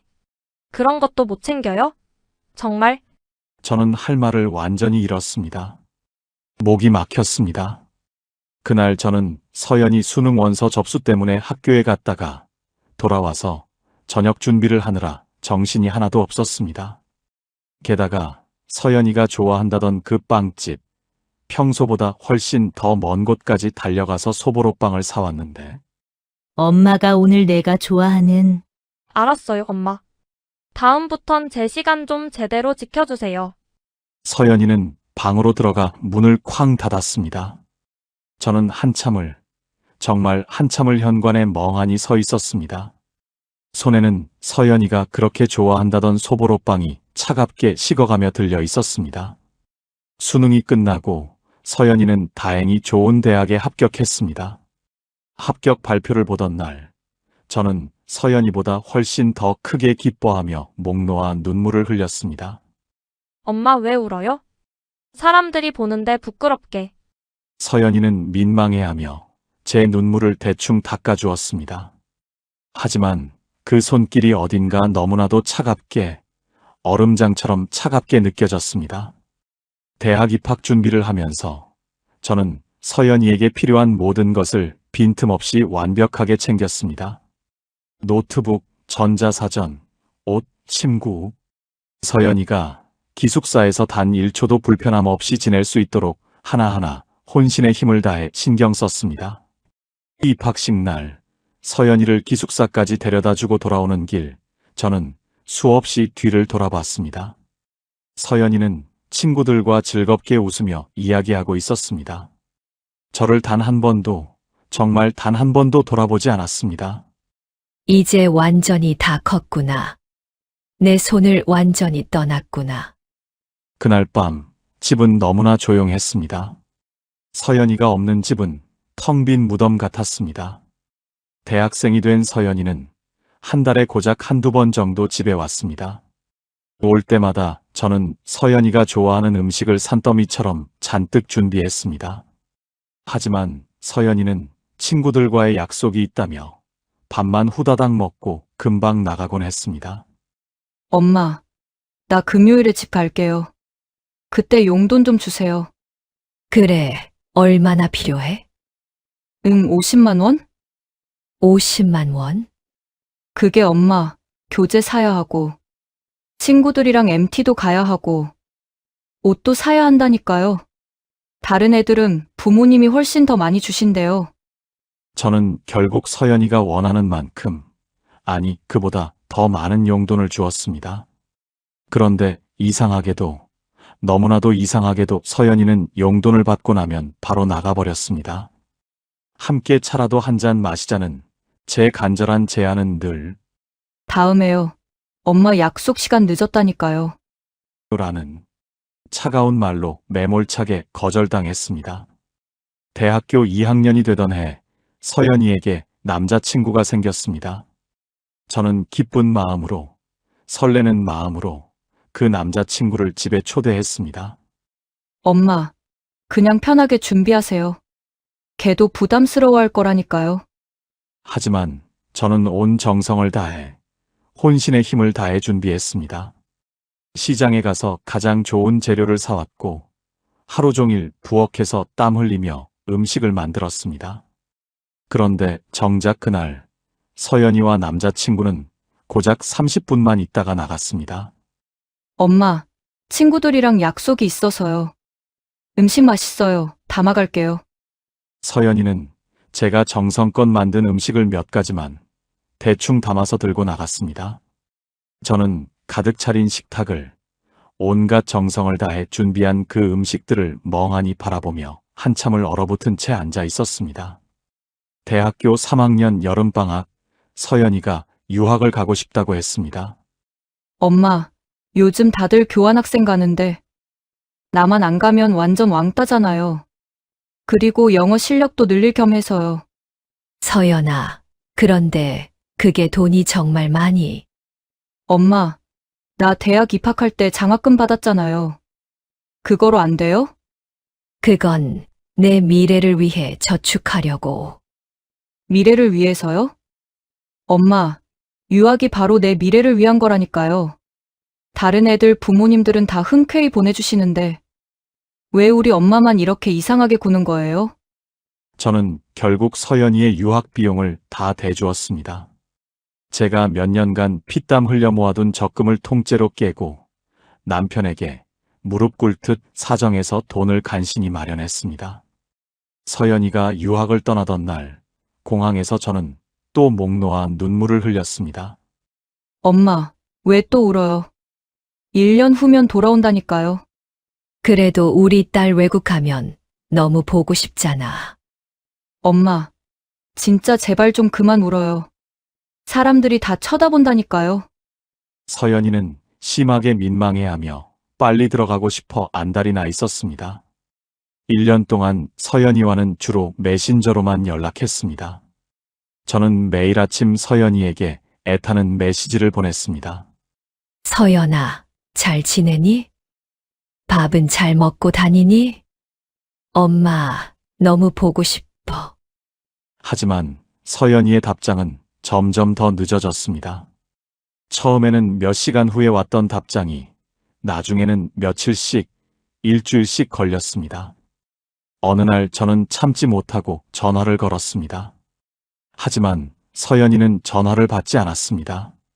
몇 시간 후 차가운 메시지가 왔습니다. 엄마, 나 바빠요. 나중에 연락할게요. 저는 그날 하루 종일 숨이 막힐 듯 눈물을 흘렸습니다. 1년 후 서연이가 드디어 돌아왔습니다. 저는 공항에 마중을 나갔습니다. 서연이는 훨씬 성숙해 보였고 외국에서 지낸 티가 역력했습니다. 엄마, 오랜만이에요. 서연아, 엄마 정말 너무 보고 싶었어. 네. 그런데 엄마, 나 오늘 친구들이랑 약속 있어서 집에는 내일 갈게요. 뭐, 1년 만에 돌아왔는데. 엄마, 1년 동안 못 만난 친구들인데 어쩌라고요. 좀 이해해 주세요. 서연이는 짐만 제게 던지듯 맡기고 친구들과 씩씩거리며 떠났습니다. 저는 무거운 짐을 끌고 완전히 혼자 집으로 돌아왔습니다. 대학교 4학년이 되면서 서연이는 취업 준비로 더욱 바빴습니다. 저는 서연이의 자기소개서를 밤새 봐주고 면접 준비를 정성껏 도왔습니다.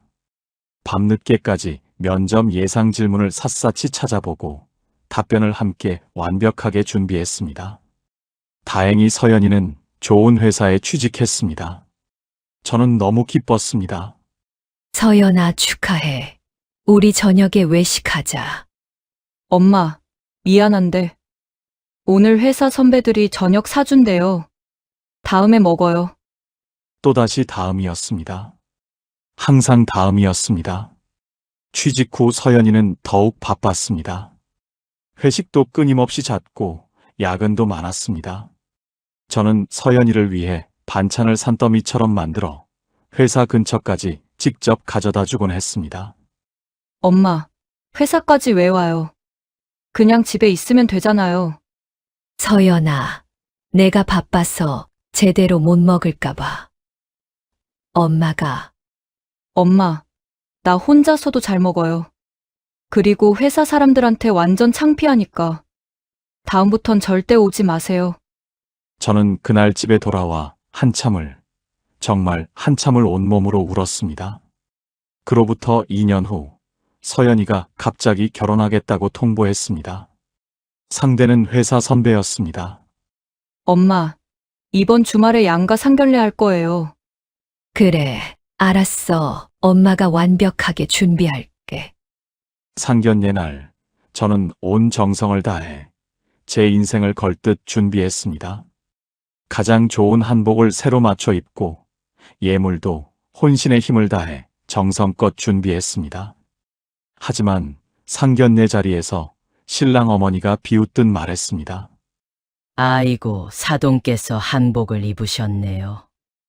요즘은 다들 정장 입던데 좀 이상하시네요. 저는 얼굴이 화끈거렸습니다. 온몸이 불타는 것 같았습니다. 서연이는 창피한 듯 고개를 깊이 숙였습니다. 결혼 준비 과정에서 저는 서연이를 최대한 도우려 애썼습니다. 예식장 알아보고, 청첩장 문구 고르고, 하객 리스트 정리하고. 하지만 서연이는 늘 제 의견을 매몰차게 무시했습니다. 엄마, 요즘 그런 식으로 안 해요, 촌스럽게. 엄마, 그건 너무 구식이에요. 완전 옛날 스타일. 엄마, 그냥 제가 알아서 할게요. 엄마는 신경 끄세요. 결혼식 날, 저는 혼자 구석에 쓸쓸히 앉아 있었습니다.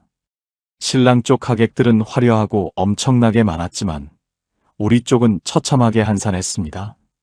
서연이는 신랑과 함께 하객들에게 인사하느라 정신없이 바빴고 저를 단 한 번도 돌아보지 않았습니다.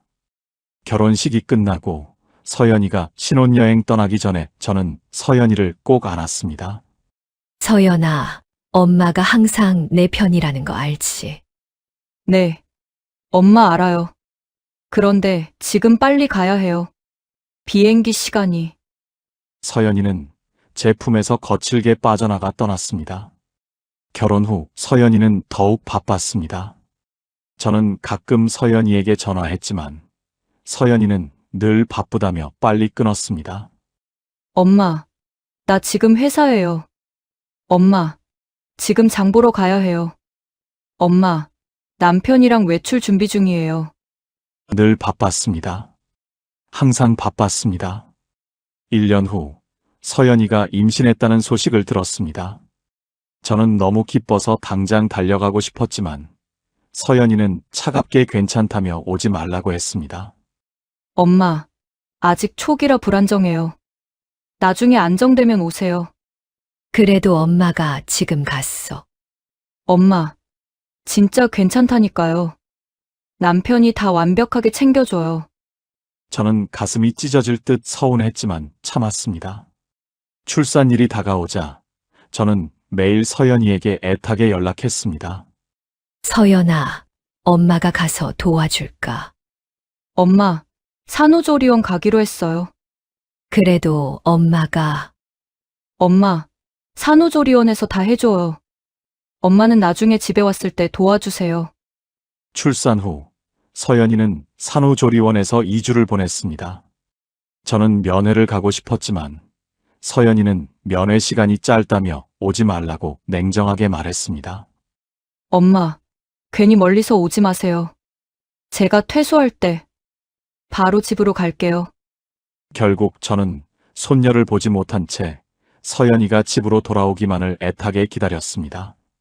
서연이가 집으로 돌아온 날, 저는 설레는 마음으로, 두근거리는 마음으로 서연이 집을 찾아갔습니다. 손녀를 보는 순간, 제 눈에서 뜨거운 눈물이 주르륵 흘렀습니다. 엄마, 왜 또 울어요? 우리 서연이가 엄마가 됐네. 저는 서연이를 도우려 며칠간 머물렀습니다. 설거지를 하고, 청소를 하고, 밥을 정성껏 해주었습니다. 하지만 서연이는 제가 하는 모든 일에 불만이었습니다. 엄마, 설거지는 식기세척기 돌릴 거예요. 손으로 하지 마세요. 엄마, 청소는 로봇 청소기가 해요. 엄마가 할 필요 없어요. 엄마, 밥은 제가 먹고 싶은 걸로 시켜 먹을게요. 엄마 음식 별로예요. 일주일 후 서연이가 차갑게 말했습니다. 엄마, 이제 괜찮으니까 집에 가세요.